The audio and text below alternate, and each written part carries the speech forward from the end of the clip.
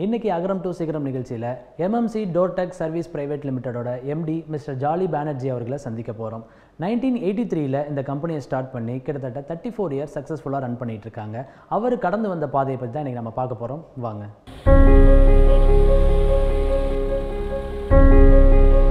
என் பேர் ஜாலி பானர்ஜி. நான் வந்து எம்எம்சி குரூப்பில் எம்டியாக இருக்கேன். எம்எம்சின்றது மரியா மார்க்கெட்டிங் கார்ப்பரேஷன். நான் பிறந்து வளர்ந்ததெல்லாம் சென்னை தான். படித்தது வந்து saint Joseph's Anglo Indian boys higher secondary ஸ்கூலில் படித்தேன். அதை முடிச்சுட்டு லாயலா காலேஜில் பிஎஸ்சி ஃபிசிக்ஸ் பண்ணேன். அதை முடிச்சுட்டு MBA AMJ institute of management மீனம்பாக்கத்தில் பண்ணேன். இது முடிச்சுட்டு வரும்போது ஆல்ரெடி அம்மா வந்து ஒரு சின்ன கம்பெனி ஆரம்பிச்சிருந்தாங்க. Spare parts for door closers பண்ணலான்னு சொல்லிட்டு எவரைட் கம்பெனியோட ஸ்பேர் பார்ட் டிஸ்ட்ரிபியூஷன் எடுத்தாங்க.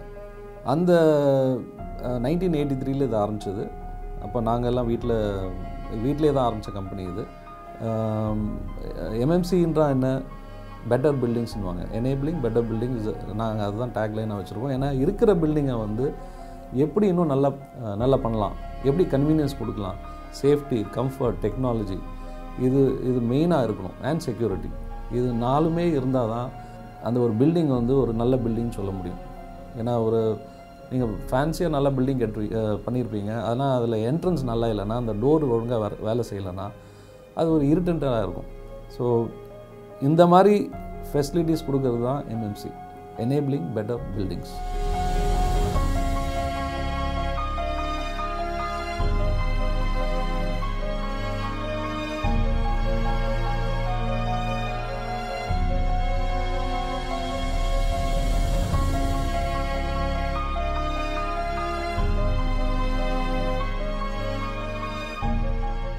Hi sir. ஹாய். பிகினிங்கில் எம்எம்சி கம்பெனி ஸ்டார்ட் பண்ணும்போது டோர் ஸ்பேர் பார்ட்ஸ் வந்து சப்ளை பண்ணுறதுக்கான ஐடியா எப்படி வந்தது? உங்கள் மதர் தான் ஸ்டார்ட் பண்ணாங்க அப்படின்னு சொன்னீங்க. இந்த பிஸ்னஸ் பற்றி ஆல்ரெடி உங்களுக்கு நாலேஜ் இருந்ததா உங்களுக்கு? எனக்கு அந்த நேரத்தில் அவ்வளோ நாலேஜுன்னு சொல்ல முடியாது. ஏன்னா நான் அப்போ வந்து 10th ஸ்டாண்டர்ட் படிச்சுட்ருக்கேன். அம்மா வந்து நாங்கள் 3 பசங்க. பெரியவங்க சிஸ்டர் வந்து கல்யாணம் ஆகிடுச்சு. ரெண்டாவதுவங்க டெல்லி வேலைக்கு போயிட்டாங்க.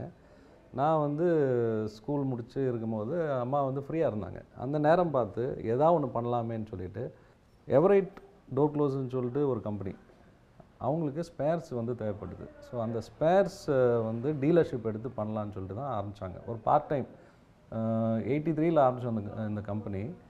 பில்லிங் பார்த்திங்கன்னா அந்த வருஷம் வந்து 10,000 rupees தான் பண்ணோம்.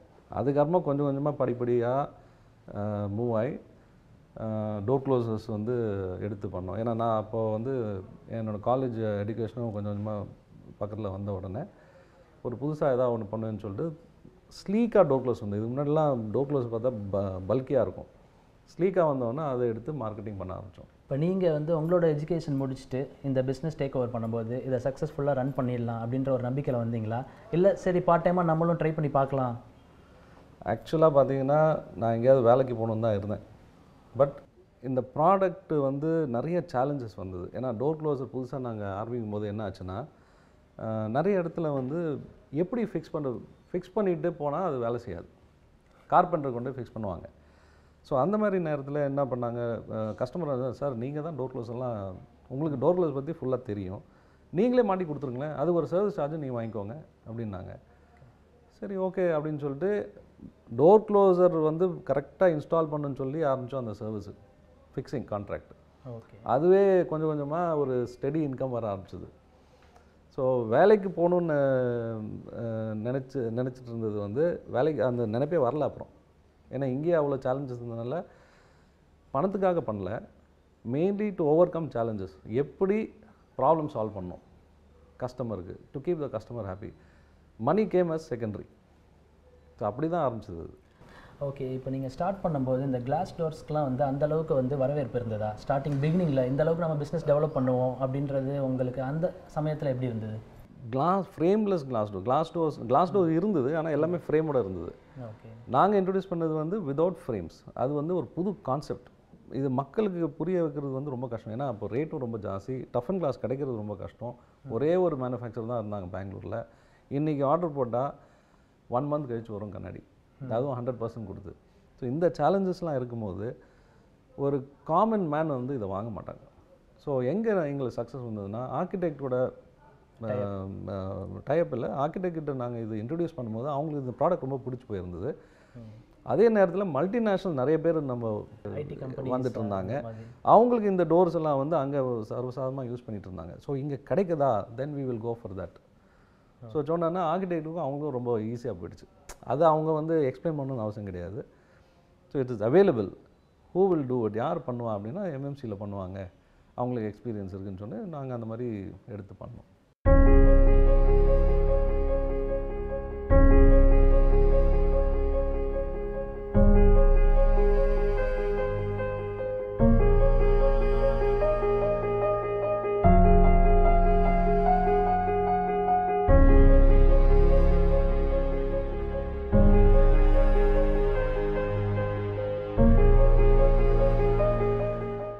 இப்போ எம்எம்சி கம்பெனியில் என்ன மாதிரியான ப்ராடக்ட்ஸ் இப்போ வச்சுருக்கீங்க? எம்எம்சி வந்து பேசிக்காகவே பார்த்தீங்கன்னா எனேபிளிங் பெட்டர் பில்டிங்ஸ்னும், அது என்னென்ன ப்ராடக்ட் ரைட் ஃப்ரம் ஒரு பில்டிங் எடுத்திங்கன்னா பில்டிங்கோட ஃபேஷியா, அதாவது எலிவேஷன் சொல்லுவாங்க. ஸோ அதுக்கு உண்டான ப்ராடக்ட்ஸ் வந்து கிளாடிங் மெட்டீரியல், ஃபண்டமேக்ஸ்னு ஒரு கிளாடிங் மெட்டீரியல், உடன் கிளாடிங் மெட்டீரியல். அப்புறம் எம்சிஎம், இப்போ நீங்கள் பார்க்குறது இது வந்து கிளே ப்ராடக்ட்டு, இதுவும் எலிவேஷனில் போடலாம். ப்ளஸ் கிளாஸ், கிளாஸ் பில்டிங் நிறைய பார்த்துருப்பீங்க. ஸோ இது 3 ப்ராடக்ட்டுமே எலிவேஷனை பொறுத்த வரைக்கும் வந்துடும். பில்டிங் உள்ளே என்ட்ரு ஆகும்போது ஒரு டோர் இருக்குது, அங்கேயும் நாங்கள் வந்து ப்ரெசண்ட்டு, அதுக்கும் சொல்யூஷன்ஸ் இருக்குது. சாதாரண கண்ணாடி டோர் ஓப்பன் பண்ணுற டபுள் ஆக்ஷன் கண்ணாடி door, revolving door, automatic door, sliding folding door, இந்த மாதிரி ஆட்டோமேட்டிக் டோர்ஸ்லேயே நிறைய மாடல்ஸ் இருக்குது. என்ட்ரன்ஸ்க்கு மேலே பார்த்தீங்கன்னா கேனப்பி வரும், அதுவும் கிளாஸில் பண்ணுறோம். So building elevation, entrance, building உள்ளே என்ட்ரானிங்கன்னா பார்ட்டிஷன்ஸு, டோர்ஸு, அப்புறம் பார்த்திங்கன்னா உங்களுக்கு லாக்ஸு, ஹேண்டில்ஸு, ஹிஞ்சஸ்ஸு, இது எல்லாமே உங்களுக்கு ஒரு பில்டிங்கில் தேவைப்படும். ஃபயர் டோர்ஸ்னு இருக்குது, fire doors, fire head glass டோர்ஸ்னு, இது எல்லாமே ஃபயரை வந்து ப்ரொடெக்ட் பண்ணி அந்த ஏரியா கிளியராக வச்சுக்கும். ஆளுங்க வந்து மக்கள் வந்து கடற்கடனா எஸ்கேப் ஆகிடலாம். இப்போ இந்த இடத்துல ஜாம் ஆகிடுச்சு. ஸோ இந்த 4 ஏரியாலையும் நாங்கள் வந்து ப்ரெசண்ட்டாக இருக்கோம். டோர்மா, டோர் கண்ட்ரோல் ஒரு டிவிஷன், அதில் வந்து door closer, floor spring, handles, hinges, locks, panic bar, அதாவது ஒரு டோருக்கு என்னென்ன தேவையோ அது எல்லாமே அதில் வந்துடும். அப்புறம் ரிவால்விங் டோர், ஏர்போர்ட்டில் வந்து ஒரு பெரிய ரிவால்விங் டோர் இருக்குது அது. அப்புறம் அந்த ஹயாத் ஹோட்டலில் பார்த்தீங்கன்னா ஸ்லைடிங், இது டெலஸ்கோபிக் ஸ்லைடிங் டோர்ஸ்னு இருக்குது. ஸோ அதுவும் நம்ம பண்ணிகிட்ருக்கோம். அடுத்த டிவிஷன் பார்த்தீங்கன்னா அக்கௌஸ்டிக் மூவபிள் வால். நீங்கள் 5 ஸ்டார் ஹோட்டல்லாம் பார்த்துருப்பீங்க. வால் வந்து எப்போ தேவையோ அவங்க வந்து ஓப்பன் பண்ணிப்பாங்க. 4th இது எடுத்திங்கன்னா glass fittings and accessories, normally இன்னொரு டிவிஷனு. அதில் பார்த்தீங்கன்னா ஒரு கிளாஸ் டோருக்கு என்னென்ன ஃபிட்டிங் வேணுமோ அது எல்லாமே இருக்குது. ஓகே, இவ்வளோ ப்ராடக்ட்ஸ் இருக்குது. இது எல்லாமே பார்த்தீங்கன்னா நீங்கள் டைரெக்டாக கஸ்டமர் அவங்க பிளேஸ்க்கே போய் ஃபிட்டிங் பண்ணி கொடுத்துரு பக்காவாக பண்ணி தரீங்க. இனிஷியலாக நீங்களே ஒரு ஒர்க்கராக இருந்து ஃபிட்டிங்லாம் பண்ணி கொடுத்துருக்கீங்க. இப்போ உங்களுக்கு கீழே கிட்டத்தட்ட 200 எம்ப்ளாயிஸ் இருக்காங்கன்னு சொல்கிறீங்க. ஸோ இதை நீங்கள் எப்படி பார்க்குறீங்க? என்னை பொறுத்த வரைக்கும் இன்னும், அதாவது இன்னோவேட்டிவ் ப்ராடக்ட்ஸ் தான் நாங்கள் வந்து பண்ணிகிட்ருக்கோம். இப்போ இன்றைக்கி பார்த்தீங்கன்னா இந்த எம்சிஎம்ன்றது வந்து மாடிஃபைட் கிளே மெட்டீரியல். இந்த மாடிஃபைட் கிளே மெட்டீரியல்னால என்னன்னு நிறைய பேர் தெரியாது. ஸோ ஆட்டோமேட்டிக்காக என்ன ஆகும், நான் வந்து அந்த பர்டிகுலர் பார்ட்டியோட டிஸ்கஸ் பண்ணி அந்த டெக்னாலஜி அண்டர்ஸ்டாண்ட் பண்ணி இங்கே எடுத்துகிட்டு வந்து நான் தான் என்னோடய ஒர்க்கர்ஸ், அதாவது என்னோடய டீம்மேட்ஸ், ஒர்க்கர்ஸ்னு சொல்ல மாட்டேன், we treat them as teammates. Okay, அவங்கக்கிட்ட எக்ஸ்பிளைன் பண்ணி அவங்கள கன்வின்ஸ் பண்ணி வச்சா தான் அவங்க போய் கஸ்டமர்கிட்ட போய் கன்வின்ஸ் பண்ண முடியும். ஸோ இன்றைக்கும் அதே வேலை தான் செஞ்சுட்ருக்கேன். பட் இனிஷியலாக பார்த்தீங்கன்னா நீங்கள் ஃபிட் பண்ணும்போது எல்லாமே கிளாஸ் மெட்டீரியல்ஸ் எல்லாமே கொஞ்சம் காஸ்ட்லியான மெட்டீரியல்ஸாக இருக்குது. கண்டிப்பாக வந்து ஃபிட் பண்ணும்போது ஏதாவது டேமேஜஸ் ஆகிருக்கும், நிறையா இருக்கும். அதெல்லாம் நீங்கள் எப்படி பேர் பண்ணீங்க? ஒர்க்கர் எப்படி நீங்கள் பார்த்தீங்க அந்த மாதிரி சமயத்தில்? ஒர்க்கர், அதாவது தட் இஸ் என்ன சொல்கிறது, ஒரு ஒர்க்கர் வந்து எதுவுமே வேணும்னு செய்ய மாட்டான். It is an accident. So அதை வந்து நம்ம என்கரேஜ் தான் பண்ணணும், தவிர அதை பீனலைஸ் பண்ணிங்கன்னா ப்ராப்ளம் வந்துடும். அதாவது ஒரு ரெகுலர் ஜாப் வந்து அவன் சரியாக பண்ணலான்னா பீனலைஸ் பண்ணலாம்.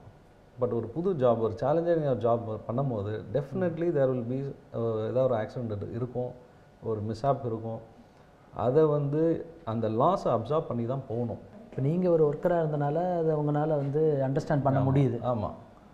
ஓகே, இப்போ பார்த்தீங்கன்னா நிறையா டெக்னாலஜிஸ் அடாப்ட் பண்ணி நீங்கள் வந்துட்டுருக்கீங்க. இந்த க்ளே மாடல் இருக்கட்டும், நிறைய விஷயங்கள் எல்லாமே. இதை மக்கள்கிட்ட கொண்டு போகிறதுக்கு என்ன மாதிரி மார்க்கெட்டிங் சைடில் என்ன மாதிரி நீங்கள் பண்ணுறீங்க? மார்க்கெட்டிங் ஸ்ட்ராட்டஜி எப்படி? மார்க்கெட்டிங் பார்த்தீங்கன்னா எங்களது மெயினாக ஏன்னா எல்லாமே பில்டிங் ப்ராடக்ட்ஸாக இருக்கனால, இன்னோவேட்டிவ் பில்டிங் ப்ராடக்ட்ஸாக இருக்கனால ஆர்கிடெக்ட்ஸ் தான் மெயின். எங்கள் மெயின் கான்டாக்டே ஆர்கிடெக்ட்ஸ் தான். இந்த ஃபீல்டில் வந்து இப்போ நானே கம்பெனி வந்து about 34 years ஆகுது. 1983னா அது 34th year வருது. ஓகே. எனக்கே ஒரு 25 years நான் ஆர்கிடெக்ட்ஸை பார்த்துட்டு வரேன். ஸோ இப்போ நாங்கள் ஒரு ஆர்கிடெக்ட்கிட்ட போயிட்டு இந்த மாதிரி ஒரு ப்ராடக்ட் வந்திருக்குன்னு சொன்னால் அந்த ரிலேஷன்ஷிப் ட்ரஸ்ட்டு, மெயினாக ட்ரஸ்ட்டு. ஸோ இவர் கொண்டு வந்து ஒரு ப்ராடக்ட் கொடுக்குறாங்கன்னா நல்லாயிருக்கும் அப்படின்னு சொல்லிட்டு அந்த மாதிரி தான் ப்ராடக்ட்டை வந்து எடுத்துகிட்டு போகிறோம். ஆர்கிடெக்ட்ஸ் இன்டர்ன் வந்து அவங்க கிளைண்ட்ஸ் கிட்ட பேசுவாங்க, இந்த மாதிரி புதுசாக ஒரு ப்ராடக்ட் வந்துருக்கு நீங்கள் பார்க்கலாம். ஸோ த ஆர்கிடெக்ட் வந்து கிளைண்ட்டோட மீட்டிங் செட் பண்ணிவிட்டு அவங்களுக்கு ஒரு ப்ரெசன்டேஷன் கொடுத்து அவங்கள கன்வின்ஸ் பண்ண வச்சு அப்புறம் தான் ட்ரை பண்ணுறது.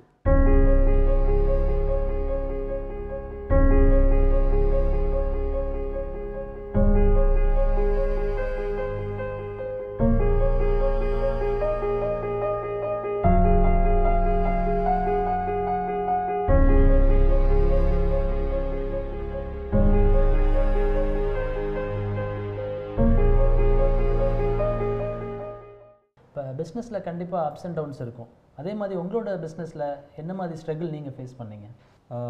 2013 எனக்கு ஒரு பேஷன் இருந்தது.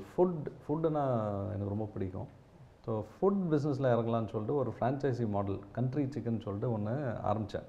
ஓகே. நம்ம கேஎஃப்சிலாம் இருக்கு இல்லையா, அதே மாடலில். ஆனால் இது வந்து ஆஸ்திரேலியன் பேஸ்ட். பட் எதிர்பார்த்த மாதிரி போகலை, நிறைய பிரச்சனைகள் வந்தது. ஒரு சில பேர் வந்து ஆஸ்திரேலியாவிலேருந்து அந்த சப்போர்ட் சரியாக வரல, நம்பர் 1. நம்பர் 2, ஒரு சில லீகல் இஷ்யூஸ் இருந்தது. அது வந்து நமக்கு தெரியாமல் இருந்தது. உள்ளே இறங்கின பிறகு தான் அந்த லீகல் இஷ்யூஸ்லாம் வெளியே ஆரம்பிச்சது. நம்ம மேலே கேஸ் போட ஆரம்பித்தாங்க நிறைய பேர். ஸோ இதெல்லாம் பார்த்துட்டு ஓவர் நைட், அது யாருக்குமே எதுவுமே சொல்லாமல் I took a decision to close it. But எனக்கு வந்து I thought okay let us make a new beginning. ஏன்னா அதில் வந்து ஐ லாஸ்ட் அபவுட் 3 crores எனக்கு லாஸ் ஆச்சு. But I set it aside. அது ஓரமாக வச்சுட்டு நம்ம பழைய பிஸ்னஸே where we are dealing with building products அதுவே கான்சன்ட்ரேட் பண்ணி அதிலே மூவ் பண்ணலான்னு சொல்லிட்டு வி ஹவ் கம் பேக். இப்போ ஆக்சுவலாக நீங்கள் உங்களோட பேஷன் வந்து ஃபுட்டில் இருந்திருக்கு. ஸோ ஏதாவது ஒரு பிஸ்னஸ் ஸ்டார்ட் பண்ணலாம் அப்படின்னு. ஸோ அதுக்கு நீங்கள் சூஸ் பண்ணது தப்பா? என்ன லெசன் உங்களுக்கு கிடச்சது அது லாஸ் ஆனதுலேருந்து? லெசன்னு பார்த்தீங்கன்னா உங்கள் பேஷன் வந்து பணம் நிறைய வச்சுருந்தீங்கன்னா ஒரு பேஷனுக்காக போகலாம். ஏன்னா அதில் ப்ராஃபிட் பார்க்கக்கூடாது. It is basically your liking. But பிஸ்னஸ்னு போகணுன்னா you need to have a clear strategy. இன்றைக்கி இவ்வளோ போட்டால் நாளைக்கு என்ன ரிட்டர்ன் வரும், இது வந்து எனி பிஸ்னஸ் மேன் வந்து பார்ப்பாங்க. பட் பேஷன்னும் போது இது எல்லாமே போயிடும். எனக்கு இது பிடிக்கும், நான் இதை பண்ண போகிறேன், நஷ்டமோ லாபமோ. இன்பிட்வீன் இந்த ஸ்ட்ரகிள் தாண்டி திருப்பி சக்ஸஸ்ஃபுல்லாக ரன் பண்ணிகிட்ருக்கீங்க. இப்போ நெக்ஸ்ட்டு உங்களோட அடுத்த டார்கெட்னா என்ன? நெக்ஸ்ட்டு டார்கெட் வந்து பெங்களூரில் இதே மாதிரி ஷோரூமும் நாங்கள் ரெடி பண்ணிகிட்ருக்கோம். ப்ளஸ் அங்கே இருக்கிற ஆர்கிடெக்ட்ஸ் இப்போ இங்கே பார்த்தீங்கன்னா தமிழ்நாடு, ஆந்திர பிரதேஷில் வந்து நாங்கள் ரொம்ப ஸ்ட்ராங். ஏன்னா ஆர்கிடெக்ட்ஸ் எல்லாமே நல்லா தெரியும். பெங்களூரில் அவ்வளோ ஸ்ட்ராங் கிடையாது. ஆனால் எல்லாருக்கும் தெரியும் எம்எம்சின்ற ஒரு கம்பெனி இருக்குது. பட் என்னோடய பர்சனல் ரேப்பும் அங்கே கிடையாது. ஸோ அங்கே வந்து இப்போ அடிக்கடி போயிட்டுருக்கேன் நான் பெங்களூருக்கு போய் ஆர்கிடெக்டை பார்த்துட்ருக்கேன். ஸோ அந்த ரிலேஷன்ஷிப்பை பில்ட் பண்ணிகிட்ருக்கோம். பெங்களூர் மார்க்கெட் வந்து ரொம்ப பெரிய மார்க்கெட்டு. ஜென்ரலாக தமிழ்நாட்டில் பண்ணுறதோட 3 மடங்கு அங்கே பண்ணுறாங்க. ஓகே. ஸோ எனக்கு அதில் வந்து ஈவன் இங்கே இருக்கிற ஈக்குவல் பிஸ்னஸ் அங்கே வந்தாலே பெரிய விஷயம். இப்போ யங்ஸ்டர்ஸ், இப்போ வர்ற யங் பிஸ்னஸ்மேனுக்கு வந்து நீங்கள் என்ன மாதிரி அட்வைஸ் கொடுப்பீங்க? அவங்க பிஸ்னஸ் ஸ்டார்ட் பண்ணணுன்னா அவங்க என்னென்ன பண்ணணும்? ஒன்று, சிஸ்டமேட்டிக்காக ஒர்க் பண்ணணும். ஓகே, ஓவர் நைட்டாக வந்து பணம் சம்பாதிக்கணும்னு ஒரு எண்ணம் இருக்கவே கூடாது. It will come gradually. First ரிலேஷன்ஷிப்பை பில்ட் பண்ணுங்கள். ரிலேஷன்ஷிப்பை பில்ட் பண்ணி ட்ரஸ்ட் வரணும். People should trust you. இது வந்துட்டாலே உங்களுக்கு ஆட்டோமேட்டிக்காக ஸ்லோலி என்ன பண்ணுறீங்களோ அதை வந்து கமிட்மெண்ட்டோடு பண்ணுங்கள். ஒரு டைம் சொன்னீங்கன்னா அந்த டைமுக்கு முடிக்க பாருங்கள் அந்த வேலையை. இப்போ நான்லாம் எடுக்கும்போது எனக்கு நல்லாவே தெரியும் இந்த வேலை வந்து 3 நாளில் முடிக்கலாம். நான் அது மாதிரி 3 நாள் சொல்லவே மாட்டேன். சார் 4 நாள் ஆகும் சார், 5 நாள் ஆகும் அப்படின்னு சொல்லிடுறது. ஆனால் 3 நாளே முடிச்சு கொடுத்துருது. ஸோ ஆட்டோமேட்டிக்காக அவங்களுக்கு என்ன ஒரு இதுனா, சரி இவன் சொன்ன டைமுக்கு முடிச்சிருவான். ஆனால் அதில் ஒரு சின்ன ட்ராபேக்கும் இருக்குது.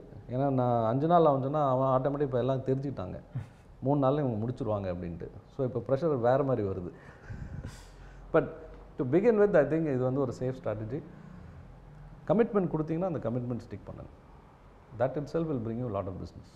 இன்றைக்கி உங்களோட டைம் ஸ்பெண்ட் பண்ணி காவேரி நியூஸ்க்கு உங்களோட எக்ஸ்பீரியன்ஸ் எல்லாம் ஷேர் பண்ணது thank you so much sir. Thank you so much. இன்றைக்கி மிஸ்டர் ஜாலி பானர்ஜி அவர்கள்ட்ட நிறைய விஷயம் பேசி தெரிஞ்சுக்கிட்டோம். அவர் எம்எம்சி கம்பெனியை டேக் ஓவர் பண்ணும்போது 2 பேர் தான் இருந்திருக்காங்க. இப்போ கிட்டத்தட்ட 200 எம்ப்ளாயிஸ்க்கு மேலே இந்த நிறுவனம் வளர்ந்துருக்கு. இதுக்கு முக்கிய பங்கு மிஸ்டர் ஜாலி பானர்ஜின்னு சொல்லலாம். ஏன்னா அவர் இந்த கம்பெனியை டேக் ஓவர் பண்ணும்போது ஒரு ஒர்க்கராக களத்தில் இறங்கி வேலை பார்த்துருக்காரு. அதுக்கப்புறம் தான் இந்த நிலைமையை அடைஞ்சிருக்காரு. கிட்டத்தட்ட அவரோட ஹார்ட் ஒர்க் தான் இந்த நிலைமைக்கு கொண்டு வந்திருக்குன்னே சொல்லலாம். இதே மாதிரி வேறு ஒரு அகரம் டு சிகரம் நிகழ்ச்சியில் உங்களை சந்திக்கிறேன். பாய்.